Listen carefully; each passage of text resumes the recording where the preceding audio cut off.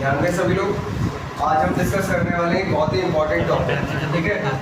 ये एक बहुत ही इंपॉर्टेंट टॉपिक है, बोर्ड्स के नज़रिए से क्वेश्चन बन जाता है, इस पर डेरिवेशन भी आ सकता है और न्यूमेरिकल भी आ सकता है। समझ लो पहले हेडिंग क्या कह रहा है, सेल का टर्मिनल विभवांतर, सेल का टर्मिनल विभवांतर, विद्युत वाहक बल तथा आंतरिक प्रतिरोध में संबंध, तीनों टर्म्स में बता चुका हूँ क्या क्या होती है, सही है। अब यहाँ पे क्या है, एक हमने सेल लिया, ये एक सेल बन गया। आंतरिक प्रतिरोध को कैसे दिखाते हैं, इसके साथ थोड़ा सा प्रतिरोध जोड़ देते हैं और ये पूरा मिलके क्या दिखाता है, आंतरिक, ये दिखा रहा है आंतरिक प्रतिरोध स्मॉल r। विद्युत वाहक बल इसका कितना है, E,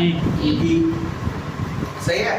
अब इसे क्या किया गया, टर्मिनल विभवांतर भी है यहाँ, यानी कि बाहरी प्रतिरोध भी होगा कुछ ना कुछ, ठीक है। ये क्या बन गया, एक सेल, ये क्या है, समझ लेना, बिल्कुल इजी है, बिल्कुल सिंपल है। सेल देखो किस किस चीज में हमें निकालना है समझ, सेल का टर्मिनल विभवांतर, ठीक है। विद्युत वाहक बल, विद्युत वाहक बल ही तो टर्मिनल विभवांतर देता है, सारे टर्मिनल विभवांतरों को मिला दें तो विद्युत वाहक बल बन जाता है, बताया था। और आंतरिक प्रतिरोध, इन सब चीजों में संबंध निकालना है, तो कुछ भी दिक्कत नहीं है। देखो एक चीज पे काम करता है सारा कुछ, ये विद्युत वाहक बल जो होगा वो दोनों तरफ ऊर्जा प्रदान करता है, कहाँ, आंतरिक भी और बाहरी भी। अब ये तो आंतरिक हो गया, बाहरी तार को जोड़ा गया है, उसकी बात करते हैं। ये क्या हो गया, ये प्रतिरोध R।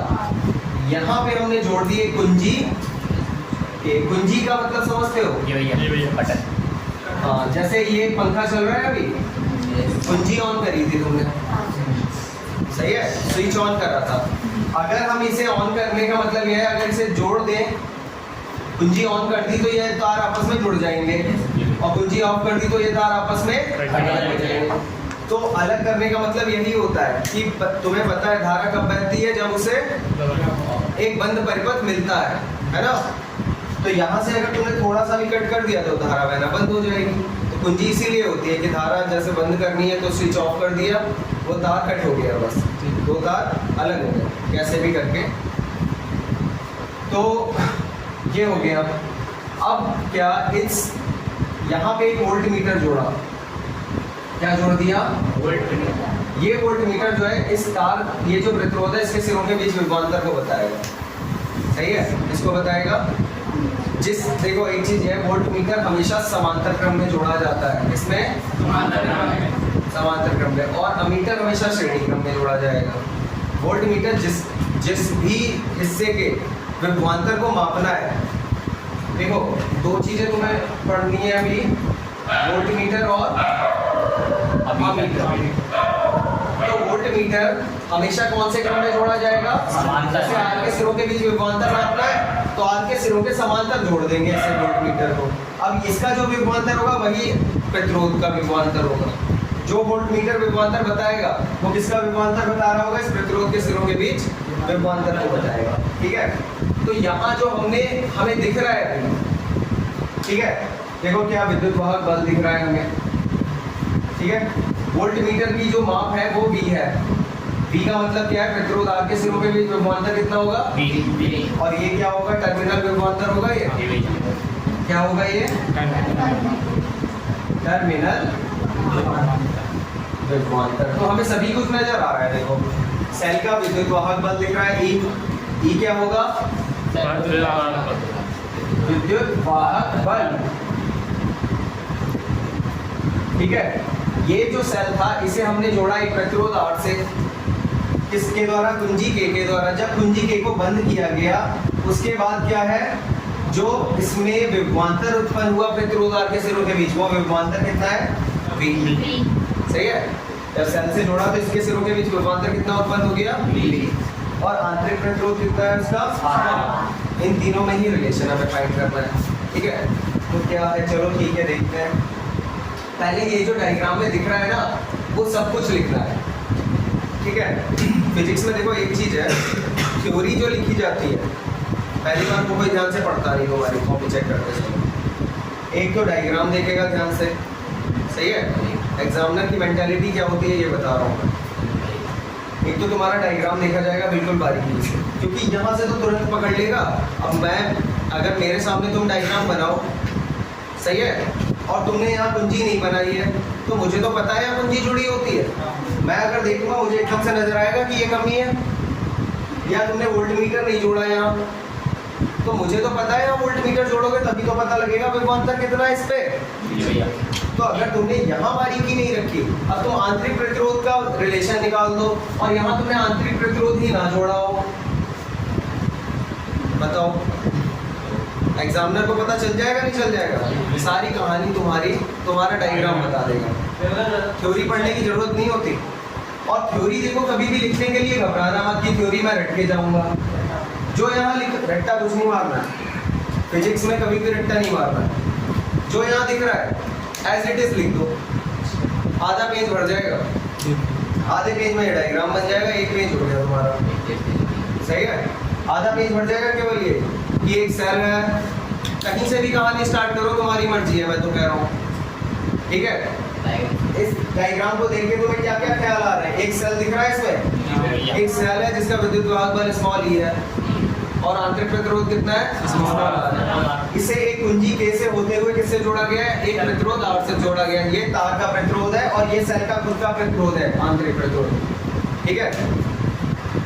डिब्बे के अंदर जो दिखाया जाएगा ना, वो हमेशा सेल के अंदर लिक्विड का जो प्रतिरोध है उसे बताता है, ठीक है। कभी भी डिब्बा बनाओ तो ये समझ लेना। तो ये कुंजी के से होते हुए एक प्रतिरोध कैपिटल आर से जोड़ा गया है। कैपिटल आर के समांतर एक वोल्ट मीटर जोड़ा गया है, जिसका पार्ट कितना है? पार्ट मतलब उस पे जो रीडिंग आ रही है, जिसका पार्ट कितना है? वी है। यही सब बातें लिखनी होंगी। जब लिख दोगे कुछ अलग से नहीं आएगी, यही बातें लिखनी होंगी। जब लिख दोगे कोई भी पढ़ेगा ऑथेंटिक ही होगा, कोई भी पढ़ेगा तो उन्होंने देखा सेल है, हाँ सेल है, वही चीज़ लिखी है, ठीक है। तो तुम्हें अलग से नहीं रटना पड़ेगा, बस डेरिवेशन एक सॉल्व सही होना चाहिए, क्योंकि डेरिवेशन भी देख के पकड़ लेता है। जिसे नॉलेज होगी वो देखते ही बहुत पहचान जाएगा कि इसने सही लिखा है या नहीं। चलो ठीक है, देखो फिलहाल ये डायग्राम बनाना है, उसके बारे में लिखा है।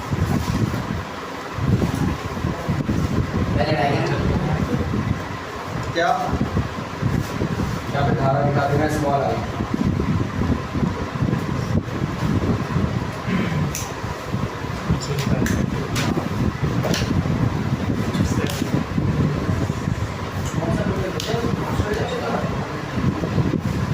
यहाँ पे एक अमीटर भी जोड़ लेंगे, ठीक है। ये धारा को मापेगा, अमीटर जोड़ दिया यहाँ पे। अब देखो ये डेरिवेशन बहुत सिंपल है, इसे समझ लेना। अब ये जो यहाँ पे सेल जुड़ा हुआ है, ये दो काम करेगा। एक तो बाहर काम करेगा तार, इस तार में धारा बहाने के लिए, और एक आंतरिक प्रतिरोध होल के अंदर धारा बहाने के लिए, ठीक है। तो सेल द्वारा किया गया कुल कार्य यदि W, सेल द्वारा किया गया कुल कार्य यदि W हो, ठीक है, तो E बराबर क्या होता है? विद्युत वाहक बल बराबर W अपॉन Q। Q क्या है? गतिमान आवेश। जिस आवेश ने गति करी होगी पूरे तार में, वही है ना ये, ठीक है। तो W बराबर क्या हो गया? E into Q। And Q बराबर क्या होता है? IT I into T। I क्या होती है यहाँ पे? वैद्युत धारा, और T क्या होता है? समय। तो W बराबर क्या हो जाएगा? E into I into T। ये क्वेश्चन 1 हो गई। अब देखो दो जगह कार्य किया जाएगा, बाहरी तार में और आंतरिक होल के लिए, जो होल में जो तार, होल में जो कार्य होता है धारा को बहाने के लिए। तो बाहरी प्रतिरोध R के विरुद्ध किया गया कार्य निकाल लो।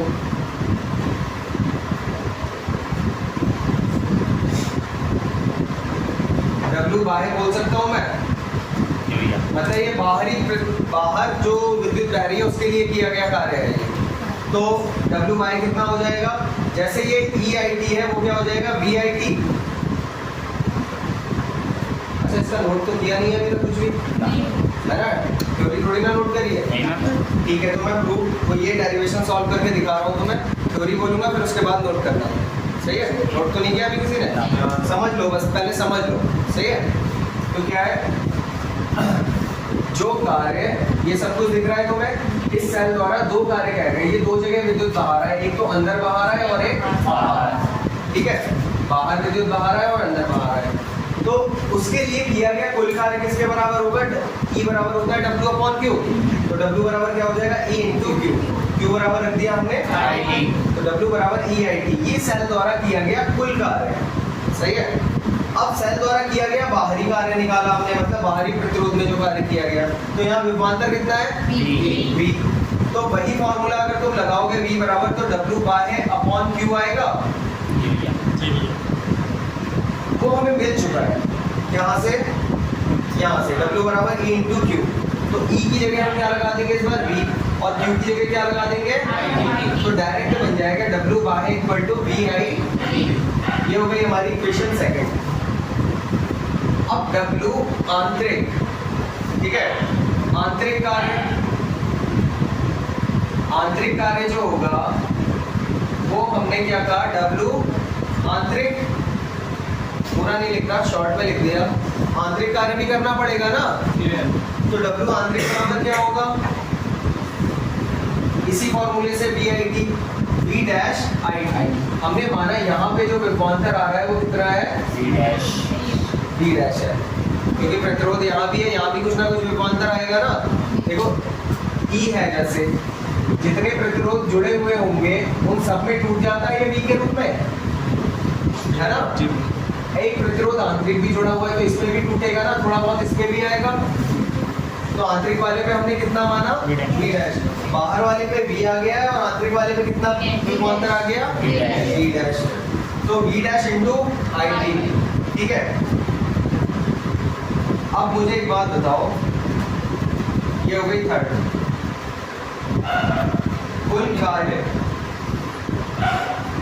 कार्य जो है W, वो किसके बराबर होगा? W बाय प्लस W आंतरिक, इसके बराबर ही होगा ना, है ना? इसके बराबर ही होगा, बाहरी कार्य कर रहा है, आंतरिक कार्य कर रहा है, दोनों को मिला के तो है W टोटल कार्य, तो W की जगह रख दिया तुमने क्या? EIT, है ना? W बाय की जगह क्या रख दिया? VIT, और उसकी जगह क्या रखा? तीनों के मान लगा दिए। अब यहाँ V डैश की जगह तुम रख सकते हो क्या? I into small r, V बराबर IR ओम का नियम पढ़ा है, क्योंकि यहाँ तुम्हें V डैश नहीं चाहिए, आंतरिक प्रतिरोध चाहिए, रिलेशन आंतरिक प्रतिरोध से निकालना है ना, किसमें रिलेशन निकालना है? टर्मिनल विभवांतर V, देखो V आ गया यहाँ पे, विद्युत वाहक बल E आ गया यहाँ पे, स्मॉल r क्या रह गया था? आंतरिक प्रतिरोध स्मॉल r, इसलिए हमने V डैश की जगह पे क्या रखा? I इंटू R, तो EIT बराबर क्या हो जाएगा? VIT और प्लस IR, जब यहाँ लगाओगे तो I स्क्वायर हो जाएगा, I square small r T, सही है? बस रिलेशन आ चुका है, ये फर्स्ट पार्ट हो गया तुम्हारा पूरा, ये यहाँ तक, ठीक है? ये सेकंड पार्ट हो गया, और थर्ड पार्ट यहाँ छोटे से बॉक्स में करके दिखा दे रहा हूँ मैं। थर्ड पार्ट में क्या आएगा? देखो यहाँ से सब में से IT कॉमन आ जाएगा, आ रहा है कॉमन? जी भाई, IT कॉमन निकाल लिया हमने, तो यहाँ क्या बचेगा? V प्लस E, और यहाँ क्या बचेगा? एक I बच जाएगा और R बचेगा, T हम वहाँ भेज चुके बाहर। अब IT क्या हो जाएगा? तो E बराबर क्या हो गया? V प्लस IR, या V बराबर क्या हो गया? V माइनस IR, यही रिलेशन है बस, किस में नीचे लिख लेना है, यही सेल के टर्मिनल विभवांतर, विद्युत वाहक बल और आंतरिक प्रतिरोध में रिलेशन है। कैसे है? बस सिंपल सा काम है कि W टोटल बराबर क्या रखना है हमें? W बाय प्लस W, वही तो था ना, बस तीनों पे मान निकाल के लगा दिए। अब देखो मैंने ये तुम लोगों को सॉल्व करके दिखा दिया, लेकिन पहले क्या लिखनी है इसकी? थ्योरी। सब कुछ जो तुमने यूज करा है वो यहाँ लिखना पड़ेगा ना पहले, तो पहले लिखो, उसके बाद इसे नोट करो, जल्दी से नोट करो। माना माना एक सेल है जिसका विद्युत वाहक बल कैपिटल ई व आंतरिक प्रतिरोध स्मॉल आर है। एक सेल है जिसका विद्युत वाहक बल कैपिटल ई व आंतरिक प्रतिरोध स्मॉल आर है।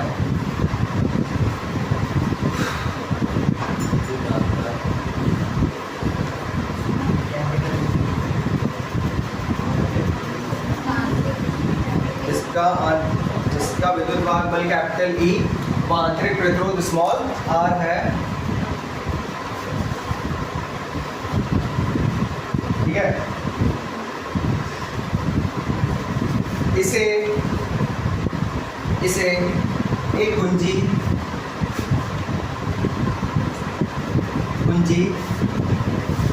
ए से होते हुए प्रतिरोध कैपिटल आर से जोड़ा गया है।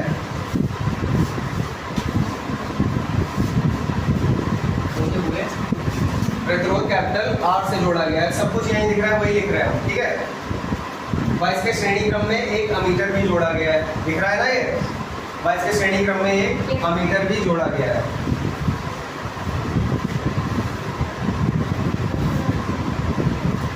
श्रेणी क्रम में एक अमीटर भी जोड़ा गया है।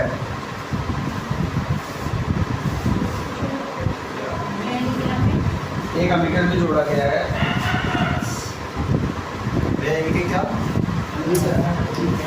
वह श्रेणी क्रम में एक अमीटर ए भी जोड़ा गया है। जो यहाँ दिख रहा है वही लिखना है ना हमें, बस, है ना।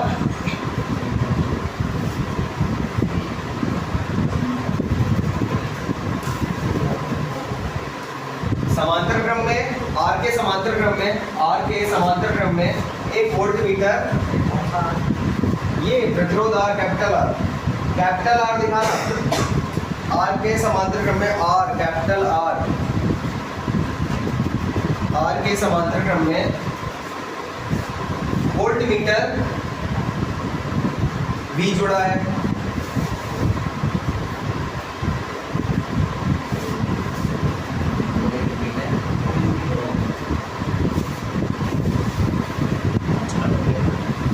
ठीक है, देखो जब कुंजी के को बंद करते हैं,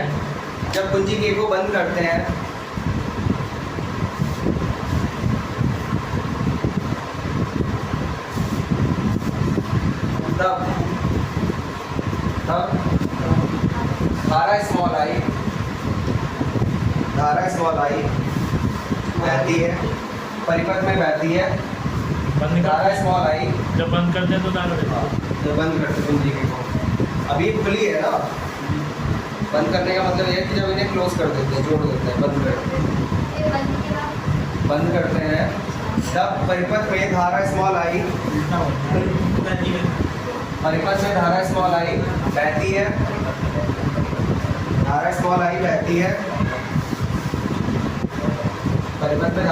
बहती है।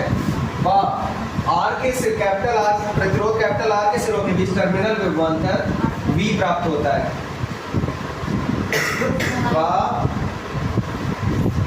तार के सिरों के बीच टर्मिनल विभवांतर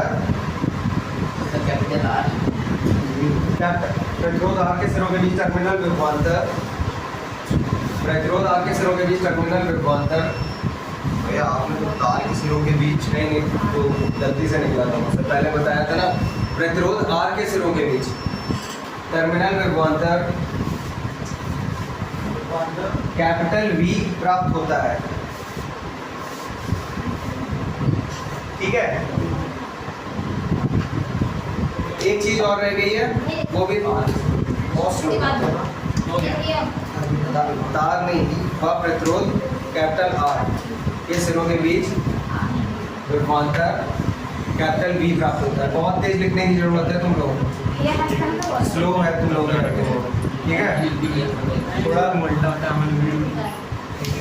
तेज लिखना सीखो थोड़ा। एक चीज और रह गई है, देखो क्या क्या लिखवा दिया हमने अभी तक। सेल जिसका विद्युत वाहक बल कैपिटल E है, सही है। इसे एक कुंजी के से होते हुए किससे जोड़ दिया? प्रतिरोध आर से जोड़ दिया। श्रेणी क्रम में अमीटर जुड़ा हुआ है। और क्या, समांतर क्रम में एक वोल्टमीटर जोड़ा गया है V। जब कुंजी के को बंद कर देते हैं हम तो इसमें एक धारा बहती है स्मॉल आई, सही है। और जो विभवांतर है आर के सिरों के बीच टर्मिनल विभवांतर जो मिलता है वो कितना मिलता है? V। अभी ये मिसिंग रह गया, आर के सिरों के बीच विभवांतर कितना है? माना फुल स्टॉप के बदले माना आंतरिक प्रतिरोध स्मॉल आर, आंतरिक प्रतिरोध स्मॉल आर के सिरों के बीच टर्मिनल विभवांतर V डैश है, के सिरों के बीच टर्मिनल विभवांतर V डैश है।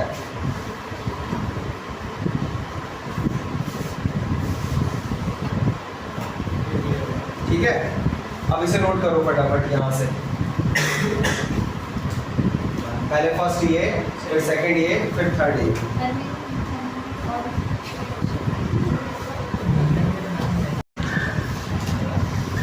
किरचॉफ के नियम, ठीक है, नया इसमें ठीक है अलग।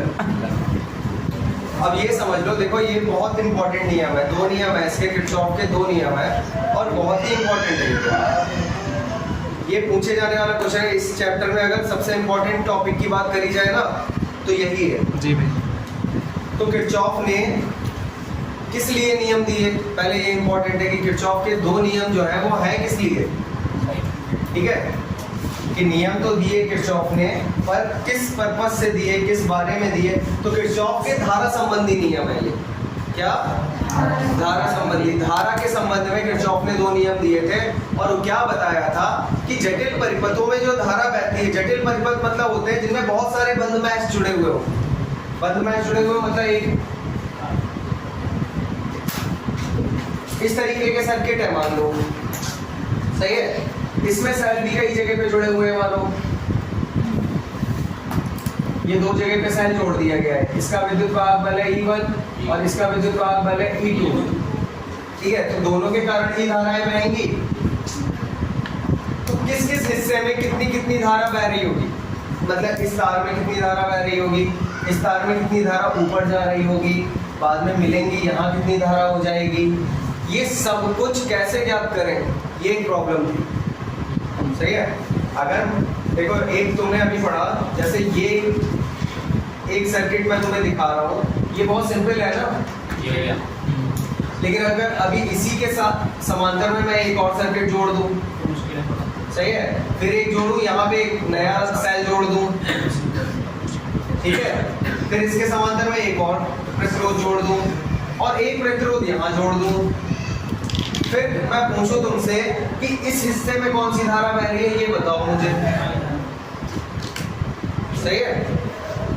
तो ये एक ऐसा क्वेश्चन होगा जो विचार करने योग्य होगा, क्योंकि मैंने तुम्हें अभी तक इतना कुछ बताया है, जो भी बताया उसके बेसिस पे तुम ये बता सकते हो मुझे इस हिस्से में कौन सी धारा बह रही होगी, नहीं बता सकते। तो ये एक सर्किट मैंने तुम्हें दिखाया, इससे भी टिपिकल सर्किट होते हैं, सही है, इससे भी टिपिकल सर्किट फंस जाते हैं।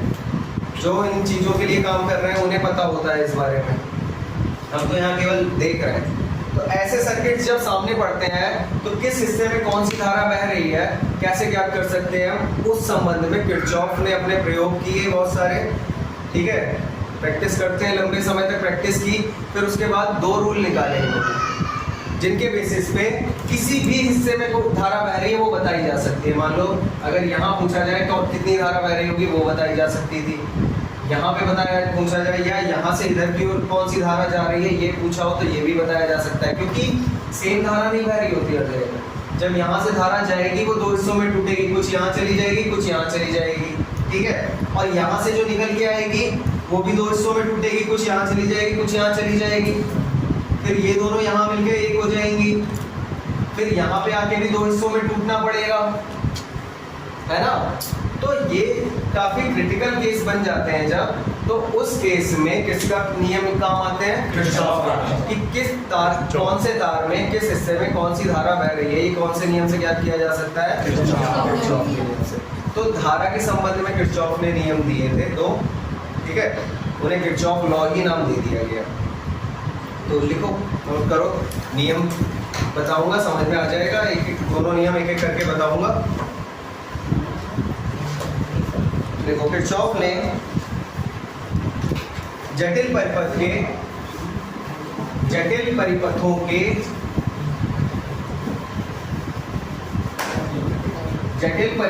के जटिल होते हैं ना ये परिपथ, विभिन्न हिस्सों में बहने वाली धाराओं को ज्ञात करने के लिए विभिन्न हिस्सों में बहने वाली धाराओं को ज्ञात करने के लिए दो नियम दिए। ये इस प्रकार है।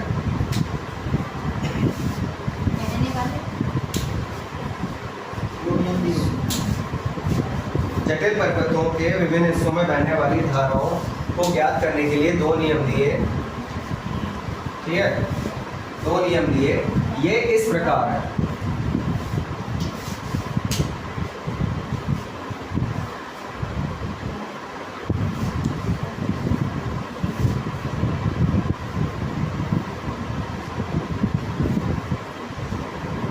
पहला नियम ही इसको कह देते हैं या तो, ठीक है, या एक और नाम से इसे जाना जाता है संधि नियम। ठीक है, या तो इसे कह दो सीधे हेडिंग में पहला नियम, पहला ही, और नाम भी इसका पहला नियम क्या रख देते हैं। ठीक है, और दूसरा इसे किस नाम से डिनोट कर सकते हैं, संधि नियम। ठीक है, ये नियम कुछ खास नहीं है। इस नियम का कहने का मतलब बस इतना है, देखो समझ लो, क्योंकि जब हम बंद मैश बनाते हैं तो इसमें संधियां होती हैं ना, तार जुड़े रहते हैं बहुत जगह पे। देखो ये सब संधियां तो हैं जहाँ तार जुड़े हुए हैं बहुत सारे। ठीक है, तो ऐसे ही क्रिटिकल केसेस बन सकते हैं ना। ठीक है, कुछ भी संधियां बन सकती हैं, कहीं भी तार हो सकते हैं। ये भी एक संधि है, देखो यहाँ पे कितने तार जुड़े हुए हैं, 1 2 3 4। तो इन्होंने क्या कहा, पहले नियम में ये कहा कि किसी भी संधि पर, ठीक है, धाराओं का जो बीजगणितीय योग होता है वो 0 होता है। मतलब किसी भी संधि पे धारा होगी नहीं, किसी भी संधि के ऊपर धारा होगी नहीं, यानी कि वहां रुकेगी नहीं। जो धारा यहाँ से आ रही होगी वो या तो इधर चली जाएगी, मतलब यहाँ तो धारा ठहरी हुई नहीं होगी। तो किसी कोई भी संधि हो उस पे सभी धाराओं का बीजगणितीय योग 0 होता है। मतलब यहाँ पे जितनी धारा आएगी उतनी धारा ये आगे भेज देगा, जितनी धारा इसे मिलेगी उतनी ही ये भेज देगा। अब मान लो मेरे को 100 रुपए मिले, वही मैंने तुम्हें दे दिए, तो मेरे पास क्या बचा, कुछ नहीं बचा ना, 0। वही काम ये करता है, धारा ली कहीं से और वो आगे तारों में बांट दी, तो इसके पास कितनी धारा बची, 0 है ना। देखो हेडिंग लिखी है क्या, बस हेडिंग डालो और देखो। फिर जंक्शन रूल भी बोलते हैं इसे, संधि नियम मतलब जंक्शन रूल। लिखो लिखो, इस नियम के अनुसार,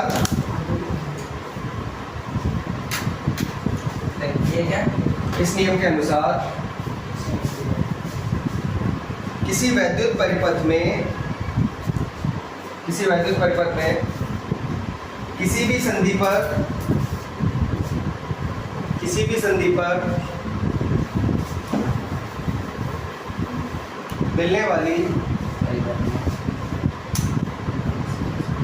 संधि पर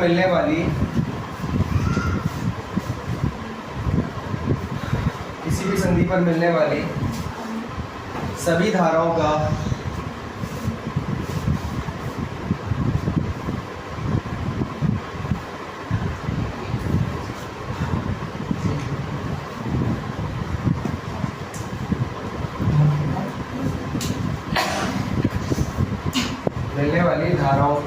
बीजगणितीय योग 0 होता है। ठीक है, यहाँ लिख लेना, अर्थात सिग्मा आई बराबर क्या होता है, 0।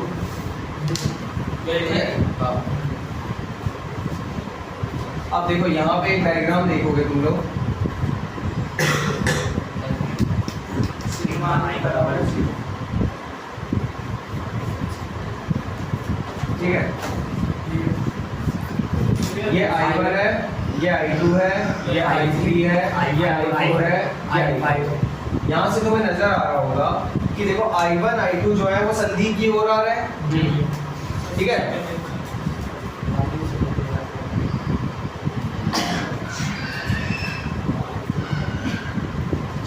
I3 I4 व I5 धाराओं के लिए। अब देखो इन धाराओं के लिए नियम 1 लगाना है हमें। नियम 1 जो है वो लगाना है। ये संधि है जिसमें बहुत सारे तार जुड़े हुए हैं, ठीक है। I1 I2 संधि की ओर आ रही है और I3 I4 I5 संधि से दूर जा रही हैं। जो धाराएं संधि की ओर आ रही हैं उन्हें पॉजिटिव लेते हैं, ठीक है। तो क्या मतलब हुआ इसका, I2 प्लस I3 कर दोगे और जो धाराएं संधि से दूर जा रही हैं उन्हें नेगेटिव लेते हैं। भैया I2 I1 I2 सही है। I2 I3 I1 plus I2 दोनों प्लस के रहेंगे। I3 I4 I5 दूर जा रहे हैं तो I4 और I5। अब ये देखो माइनस के लिए हमने कुल मिला के जितनी धारा आएगी उतनी ही चली जाएगी, यानी कि इनका टोटल क्या रहेगा, 0। सही है। जो दो तारों से धारा आ रही है वो 3 तारों में बट जाएगी, बस कहने का मतलब ये है।